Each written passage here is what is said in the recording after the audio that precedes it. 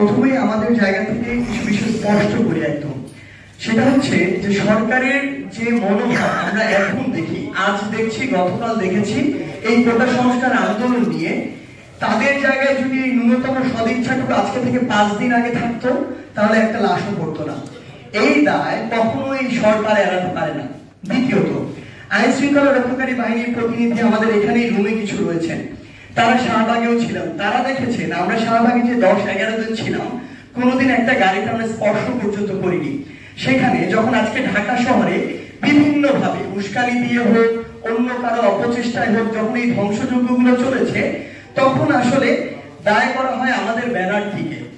যখন আমরা শাহবাগে বারবার আহ্বান জানিয়েছি যে আপনারা আমাদেরকে এই আহ্বানটুকু করুন, বসার স্কোপটুকু করে দিন, বিভিন্ন অংশীজনের সমন্বয়ে আলোচনা করে আমরা এই কোটার একটি যৌক্তিক সংস্কার চাই, তখন আমাদের কথা শোনা হয়নি। আমরা আমাদের জায়গা থেকে এটি বলতে চাই যে বাংলাদেশ আসলে যাচ্ছে সামনের দিকে, অথবা এখান থেকে অনেক কিছু শিক্ষা নেওয়ার আমাদের রয়েছে।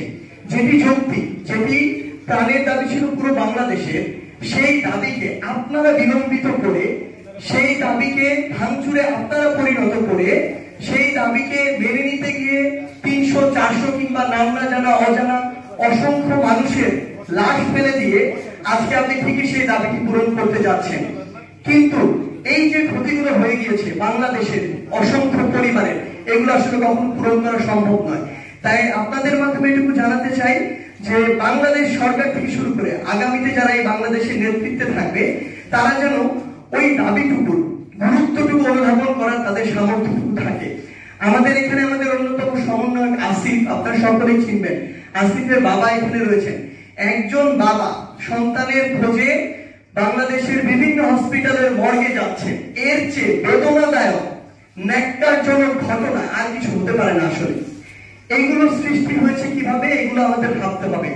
আমাদের সাইড রংপুরে সে নিরস্ত্র ভাবে খালি গায়ে হাত পেতে বুক পেতে দাঁড়িয়ে আছে, তাকে রাবার বুলেট দিয়ে গুলি করে হত্যা করা হয়েছে। আপনারা একবার চিন্তা করুন তাহলে কতগুলো রাবার বুলেট তার গায়ে আঘাত করেছে। তাহলে এই যে জিনিসগুলো হয়েছে এগুলোর দায় কোনোদিন সরকার এড়াতে পারে না। আজকে সরকারের নীতি নির্ধারক মহলের বিভিন্ন মন্ত্রী যেভাবে সংবেদনশীল বক্তব্য দিচ্ছে, এমন একটি বক্তব্যের প্রত্যাশা আমরা শাহবাগে 10 দিন ছিলাম, কিন্তু তখন তারা আমাদেরকে বিভিন্ন ট্যাগ দিয়েছে।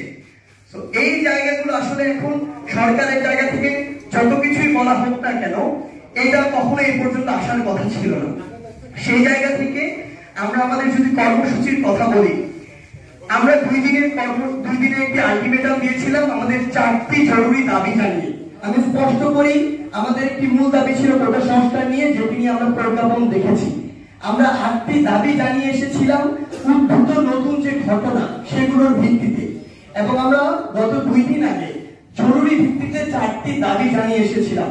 কারণ এই 4টি দাবি পূরণ না করলে বাকি 8টি দাবি নিয়ে কথা বলার কোনো সুযোগ নেই। আমরা 2 দিন আলটিমেটাম দিয়েছিলাম, আমরা কোনো রেসপন্স সেই জায়গা থেকে পাইনি। আপনারা লক্ষ্য করুন, প্রত্যেকবার আমরা আমাদের জায়গা থেকে প্রথমে সরকারকে সেই সুযোগটি দিয়েছি, কিন্তু যতক্ষণ না এটা চূড়ান্ত পর্যায়ে গিয়েছে ততক্ষণ সরকারের কোনো রেসপন্স পাওয়া যায়নি। আমরা আমাদের জায়গা থেকে শিক্ষার্থী সমাজ আবার বিনয়ের সাথে 2 দিনের একটি আলটিমেটাম দিচ্ছি ওই 4টি জরুরি দাবি নিয়ে। আমাদেরকে আজকে প্রেস ব্রিফিং এ মাননীয় আইনমন্ত্রী বলছেন ক্লাসে ফিরে যেতে। আপনি পুরো বিশ্ববিদ্যালয়গুলোতে আইন শৃঙ্খলা রক্ষাকারী বাহিনী দিয়ে ভরিয়ে রেখেছেন, আপনি হল বন্ধ করে রেখেছেন, আমরা কোথায় যাব? মানে আপনাদের কথা তো প্রাসঙ্গিকতা থাকতে হবে। সেই জায়গা থেকে আমাদের 4টি জরুরি দাবি আমরা জানিয়ে যাচ্ছি। আমরা 2 দিনের একটি আলটিমেটাম দিচ্ছি। আমরা চাই বৃহস্পতিবারের মধ্যে বিশ্ববিদ্যালয় প্রশাসনের সাথে সরকারের পক্ষ থেকে কথা বলে সেই পরিবেশটি তৈরি করা হোক, এবং আমরা সকলে যেন শুক্রবারে বাংলাদেশের সকল ক্যাম্পাসে আমরা শিক্ষার্থীরা ফিরে যেতে পারি। শিক্ষার্থীরা যদি ক্যাম্পাসে ফিরতে না পারি তাহলে ওই একাডেমিক পরিবেশ ফিরে আনার গল্প বলে এগুলো শুধু গাল গল্প হিসেবেই থেকে যাবে, কোনো লাভ নেই। সেই জায়গা থেকে আমাদের 4টি জরুরি দাবি আমরা আবার উল্লেখ করছি। 1, ইন্টারনেট সচল করতে হবে। 2, কারফিউ উইথড্র করতে হবে। 3, বিশ্ববিদ্যালয় বা শিক্ষা প্রতিষ্ঠানগুলো থেকে আইন শৃঙ্খলা বাহিনী সরিয়ে নিয়ে সরকার এবং প্রশাসনের সমন্বয়ে সুষ্ঠু পরিবেশ নিশ্চিত করে আবাসিক হল খুলে দিয়ে আমাদেরকে শিক্ষা প্রতিষ্ঠানে ফিরে যাওয়ার পরিবেশ তৈরি করে দিতে হবে।